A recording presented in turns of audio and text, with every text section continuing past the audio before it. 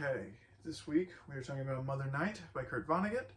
And I had fun pulling out a Blu-ray last week, so I'm doing it again this week.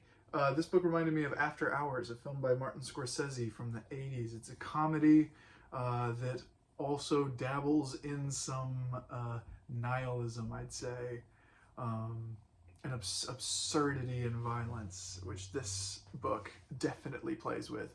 And that's part of my hot take, is that for the first half of this book, I was laughing pretty consistently.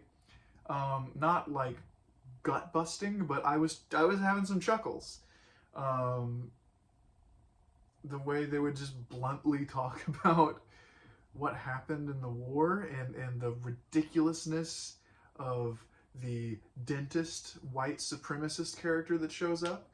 But then at about the halfway mark, it stopped being funny. It stopped being funny because I had to reckon with the role that the main character plays in this. Particularly the scene where he meets with his father-in-law. And his father-in-law tells him it is not thanks to Adolf Hitler, it is not thanks to Goebbels that he did not feel shame for being a Nazi. It was Howard W. Campbell Jr. that was responsible for making him feel like he is not a monster, he is not ashamed of supporting Nazism. It was around that point in the story that I really started to be like, I don't think this is funny anymore. I truly have to reckon with the things that my protagonist here has done that I am reading. And it just continues to get worse from there, where he's assaulted in his hallway, and he's brought to a literal den of neo-Nazis, and his best friend is a Russian spy that was trying to manipulate him into working for the USSR. And it just gets worse and worse until he finally turns himself into the Israel prison and kills himself. He is going to be set free and decides he'd rather kill himself than keep living, because he cannot live with the things that he's done, even though he was doing good things within it. He still was participating and creating new Nazis to try to help take down the Nazis. And God, do you feel that?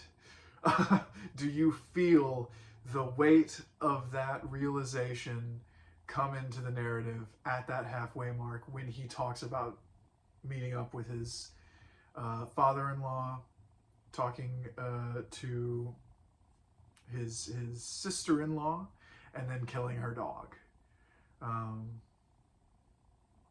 Yeah, the book doesn't stop trying to make you laugh at that point. It gets more absurd from there, but I stopped laughing. It stopped being funny, all of this absurdity happening to this man. And that's really my hot take, I guess, is that at a certain point, it's not funny anymore. It's just depressing. Which connects to After Hours as well, where at a certain point, this man is being tortured over the course of a night, and it stops being funny to watch, and you start to just feel bad at watching this guy get tortured. Yeah, that's my hot take. I'm interested to see what other people have to say. This was an interesting pick for a war novel. And I'm interested to see what connections people are going to make to Red Badge of Courage, because I was thinking about it the whole time. The indifference is definitely there, but I'm excited to see what everyone else has to say. So